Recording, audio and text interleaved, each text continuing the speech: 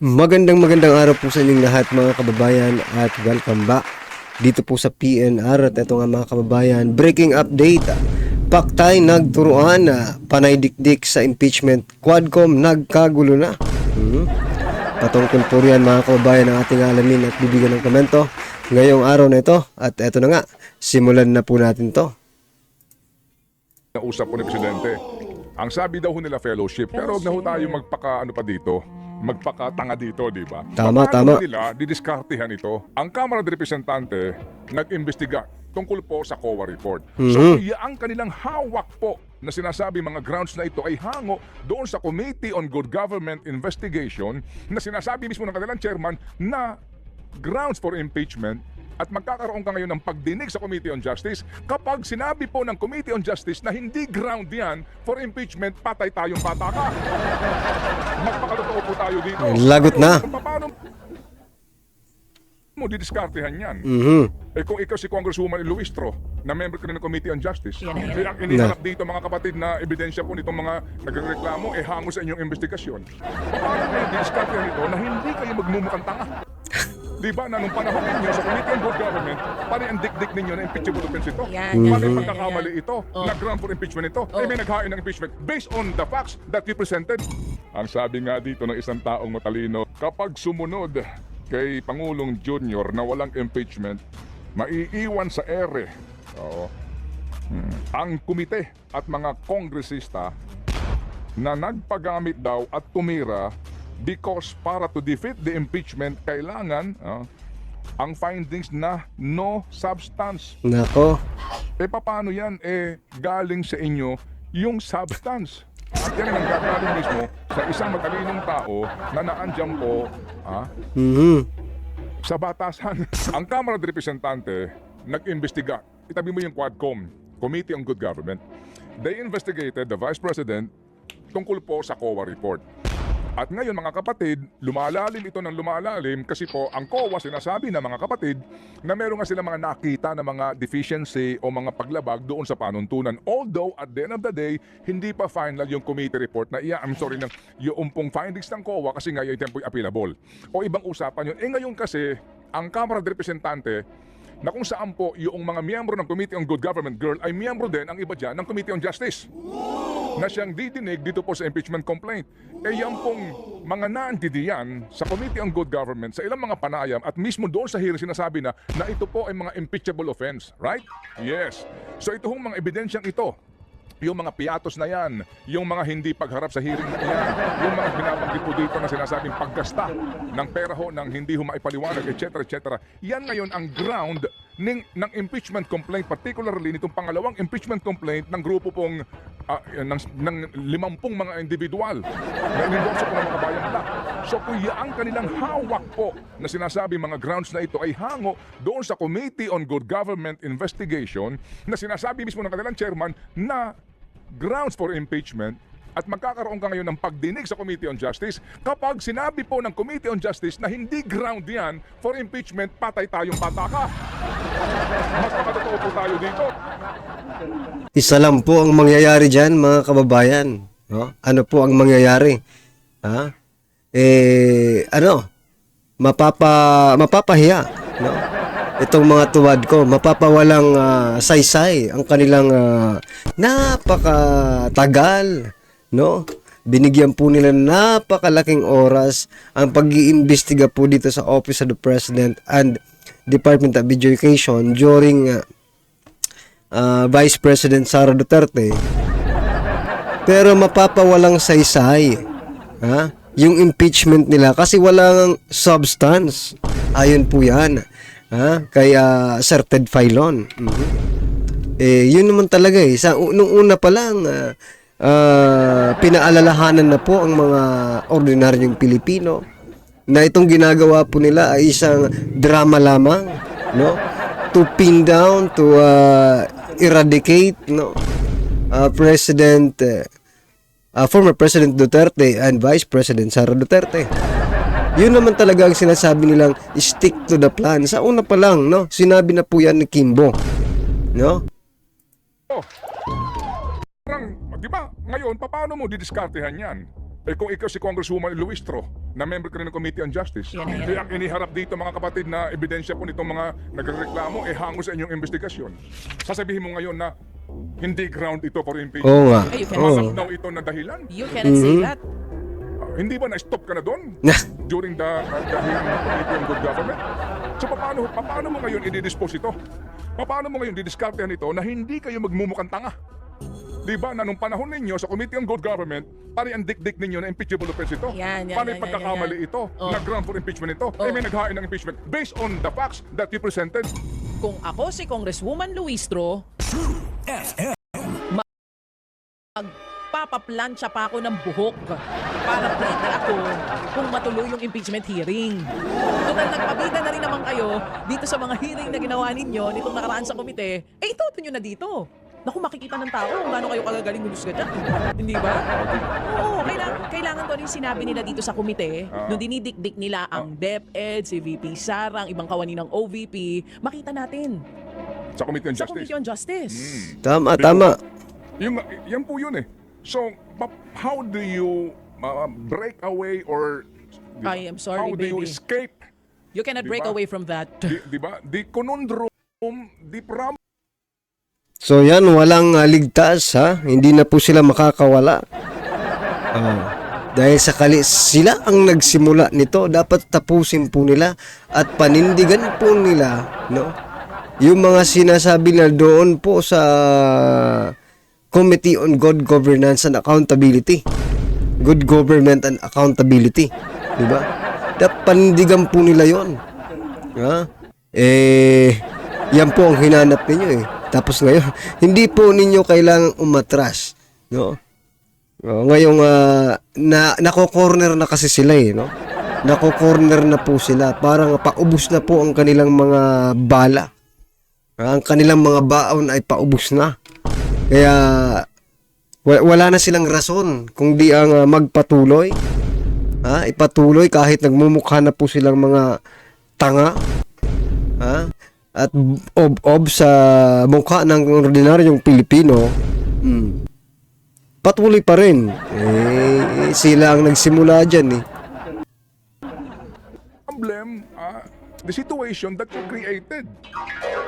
So Committee on Justice hearing at ang iniharap ng dalawang grupong ito ay ang pinagbasihan ay ang inyong ginawang hearing na sinasabi ninyo na, di ba? Ang dami mong dapat ipaliwanag dito. Ganito na ito mga pagkakamali nito. And then all of a sudden, you will decide unfavorably on the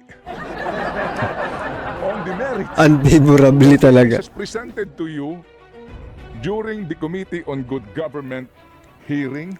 Hindi pumabor ang pagkakataon, mga kababayan. Mabuti na lang, in-interview ni Ted Filon, itong Secretary General ng House of Representatives, Reginald Velasco.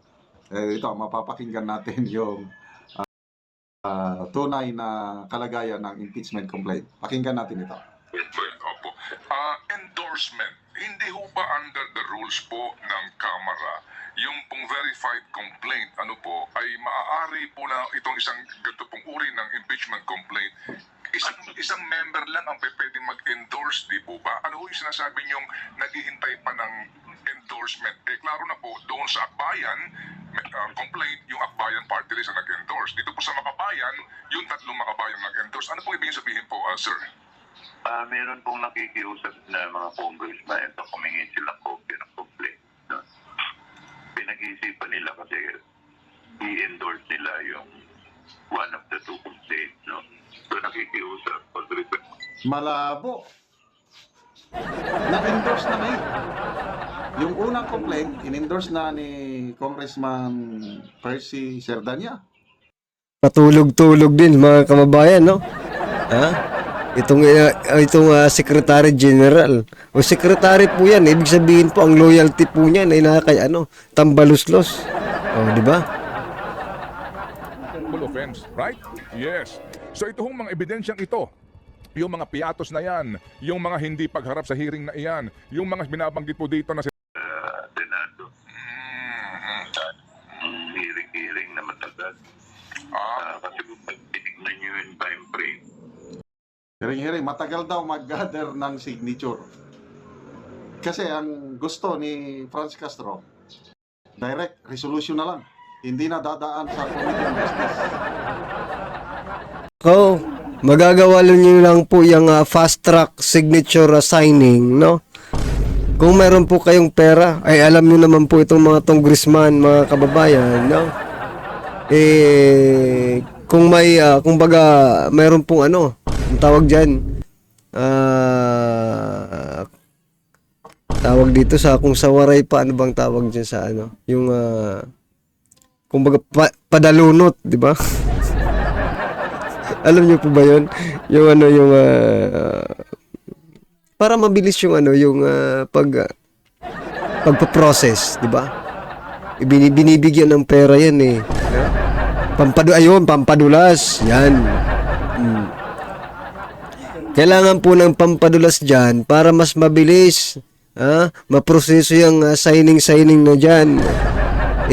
Ang tanong, ang Makabayan Black ba ay may ganong capacity, no, to provide the exact amount yan, well anyway, kung susuportahan ang Makabayan Black ng mas mataas pa, no, like for example the Speaker of the House, kung susuportahan at bigyan ng pampadulas itong mga congressman na ito, ay nako, magsisipirmahan agad yan, mga kababayan, impeach agad si Vice President Sara Duterte. Pero hindi po yan linagyan ng pampadulas, wala rin naman naniniwala dito sa Makabayan Black.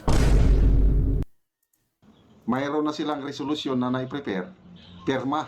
Magpirma. Yung sabi ni Franz Castro is, pledges pa lang ang kanilang nakukuha, more than 10 pledges, mga congressman na pipirma. But ang actual na pumirma, 0.